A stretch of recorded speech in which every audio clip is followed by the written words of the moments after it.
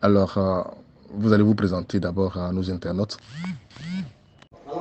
Bonsoir monsieur, je suis Anseli Soka, je suis le président de l'Union des Ivoiriens en Tunisie et je suis en même temps aussi le responsable de la Fondation Ivoirienne des droits de l'homme, la FIDOP en Tunisie. Merci. Merci.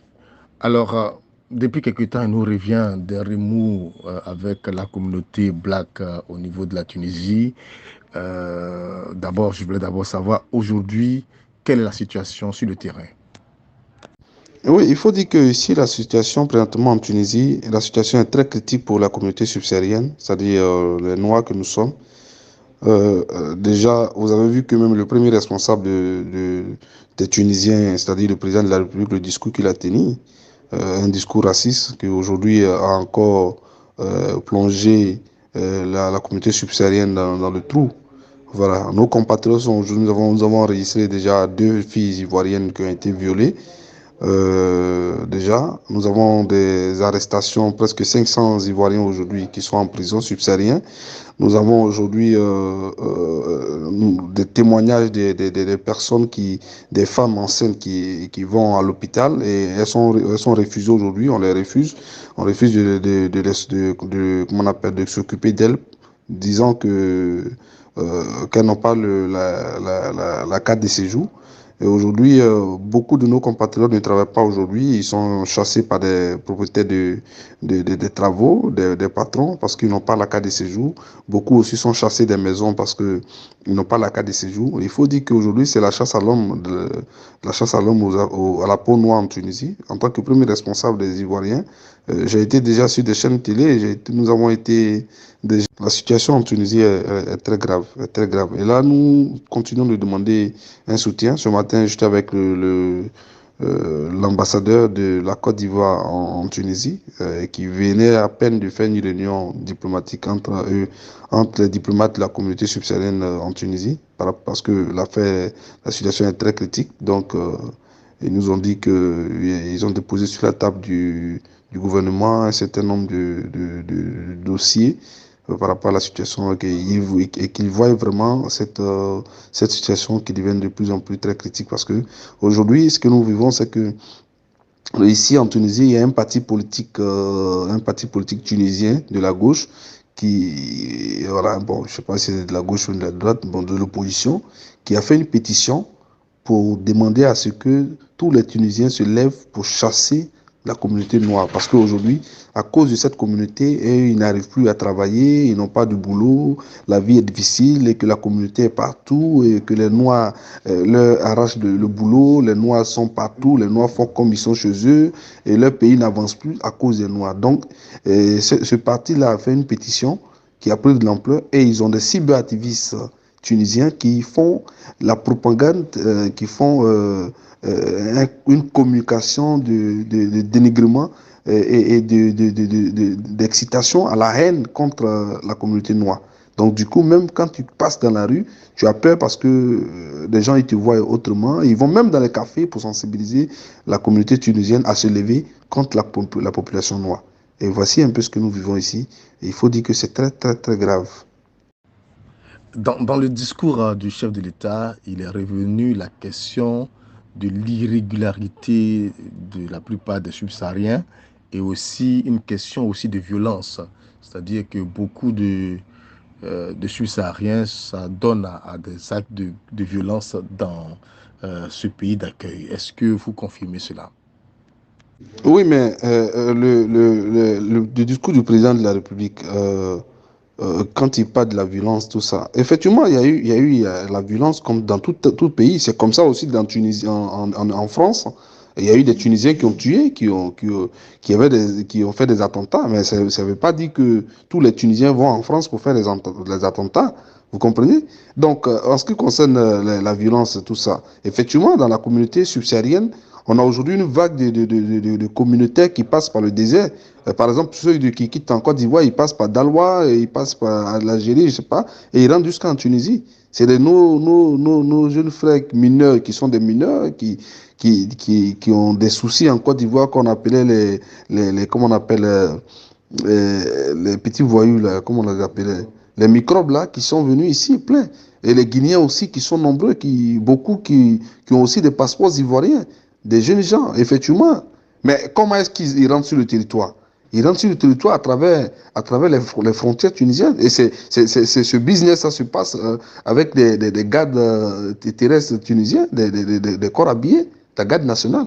Donc, on ne peut pas franchir un territoire comme ça s'il n'y a pas des passeurs. Les passeurs, c'est qui? Ce sont eux-mêmes les Tunisiens. Donc, pour cela, on ne peut pas. Si aujourd'hui ils disent que des gens rentrent sur le territoire et qu'ils ne sont pas identifiés, je peux comprendre. S'ils ne sont pas identifiés, alors on cherche à les identifier. Mais on ne peut pas être en train de les identifier avec une violence en les mettant en prison, 500 personnes, sans les juger. Aujourd'hui, toute la Côte d'Ivoire est endeuillée et toute la Côte d'Ivoire pleure parce qu'aujourd'hui, en Côte d'Ivoire, chaque famille a un parent en Tunisie. Mais aujourd'hui, vous savez combien de personnes qui sont en prison, combien d'appels je reçois chaque jour depuis la Côte d'Ivoire, des parents qui appellent partout. Et la communauté, aujourd'hui, des gens, des femmes, on a des femmes aujourd'hui qui ne peuvent même pas aller à l'hôpital. Vous voyez? Donc, si aujourd'hui il y a la violence, c'est de mettre de l'ordre dans un esprit pacifique, dans un esprit dans un système professionnel. Ce n'est pas dans cette violence. Hein? En demandant aux gens de chasser des personnes dans les maisons et des gens dorment dans les rues et des gens ils sont agressés, leur argent est pris, les gens, vous voyez un peu, est-ce que vous imaginez un peu ce qui se passe en Tunisie? Donc, si aujourd'hui le président de la République n'a pas, il devait avoir vraiment une stratégie de communication, mais pas ce genre. Aujourd'hui, ça dégénère encore et ça encourage encore ces racistes-là, ces personnes qui ne veulent même pas sentir le noir, à faire ce qu'ils veulent, les abus de pouvoir. Et nous revions aussi que c'est vrai, on parle de ceux qui sont en situation irrégulière, mais il paraît que il y en a certains qui sont régulièrement dans ce pays, mais qui subissent aussi ces violences-là, notamment les étudiants ou bien même d'autres fonctionnaires internationaux. Moi-même, je suis, hormis responsable communautaire, responsable aussi de la Fondation ivoirienne des droits de l'homme. Je suis étudiant ici. Moi, ça fait 10 ans que je suis sur le territoire. Chaque année, j'ai toujours eu la carte de séjour. Et là où je vous parle, j'ai pris ma carte de séjour, ça fait pas encore une semaine au niveau de la police. Mais avec ce qui se passe, je suis aussi victime. Je peux même vous envoyer la photocopie, la photo de ma carte de séjour en tant que résident. Donc, c'est pour dire que ce n'est pas même les étudiants aujourd'hui. Et c'est le lieu d'interpeller nos parents en Côte d'Ivoire, dans les pays subsahariens, ceux qui envoient les enfants venir à l'école en Tunisie, et qu'ils arrêtent, hein, parce que les Tunisiens, ils ont commencé, ils disent eux-mêmes que c'est pas aujourd'hui ils vont finir avec cette histoire. Donc, les étudiants eux-mêmes, comment on appelle, ils sont pas en sécurité.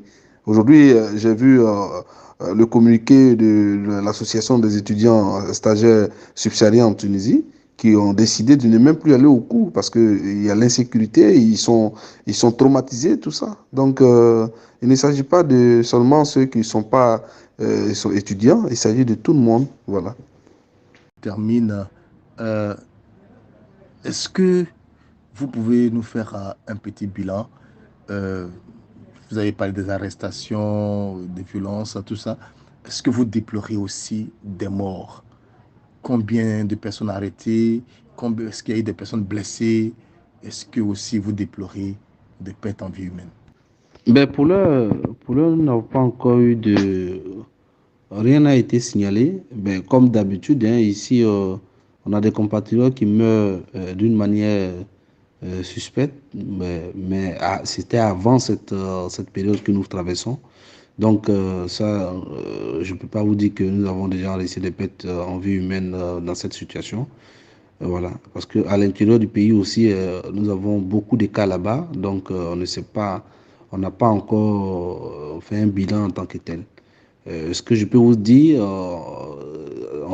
dans les dernières minutes présentement, c'est que nous avons presque 500 compatriotes subsahariens qui sont arrêtés illégalement, qui sont en prison, qui n'ont pas été jugés. Et chaque jour, nous enregistrons presque 20 à 50 arrestations. Ça, c'est ce que nous pouvons vous dire. En ce qui concerne, je parle sur toute l'étendue du territoire tunisien, parce que les Ivoiriens, les subsahariens, tous les Noirs sont partout en Tunisie. Vous voyez, parce qu'on les emploie partout. Donc, c'est un chiffre qui est réel. Voilà, le nombre de personnes arrêtées par jour, approximativement 20 à 50 personnes. Et là, Alors, vous avez parlé de la réunion des diplomates subsahariens. Depuis que l'éclatement de cette crise, quelles sont les actions qu'ils ont menées auprès de leur population?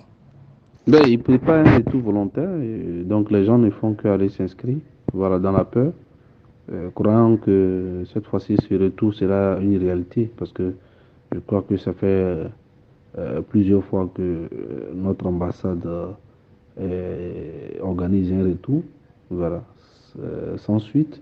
Donc on espère que pour cette fois-ci, les avions ou bien l'avion viendra pour récupérer nos compatriotes.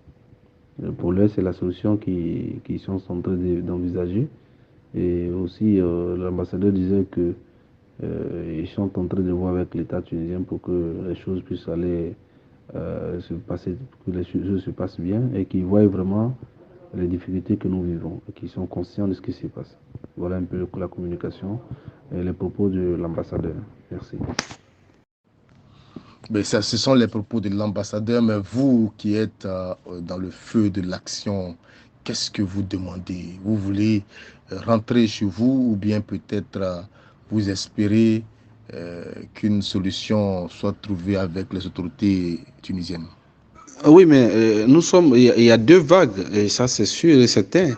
Parce qu'on a des compatriotes ici qui ont passé une dizaine d'années ici, qui sont installés ici, qui aujourd'hui sont devenus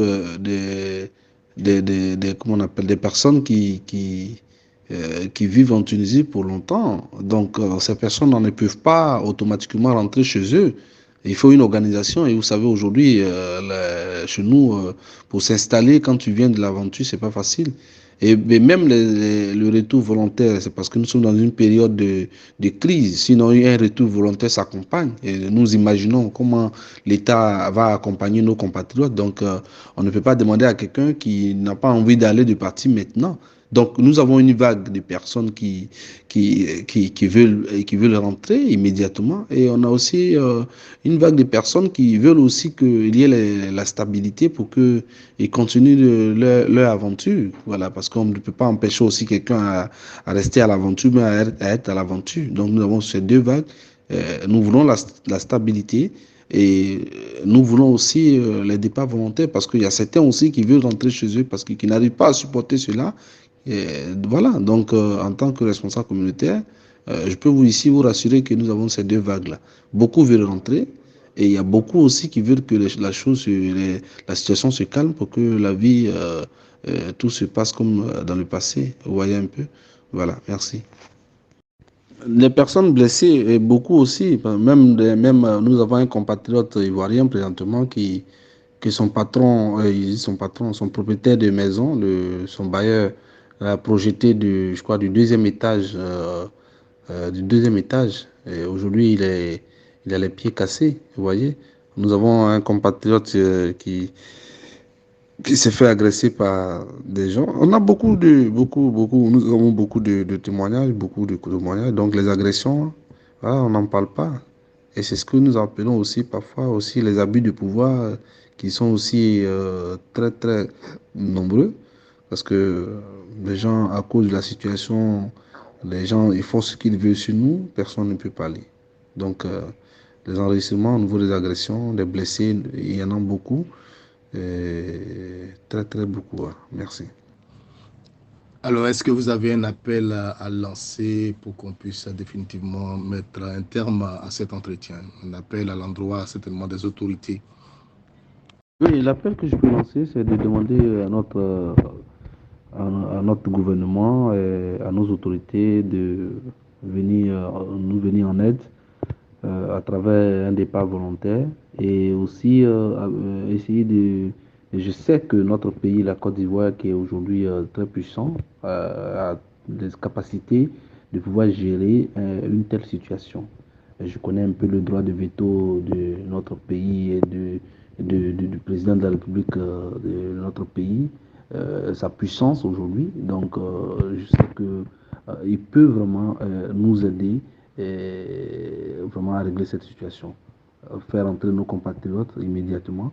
Et deuxièmement aussi, interpeller l'État tunisien pour essayer, pour cesser vraiment cette manipulation et même interpeller vraiment ce parti politique qui excite aujourd'hui à la haine.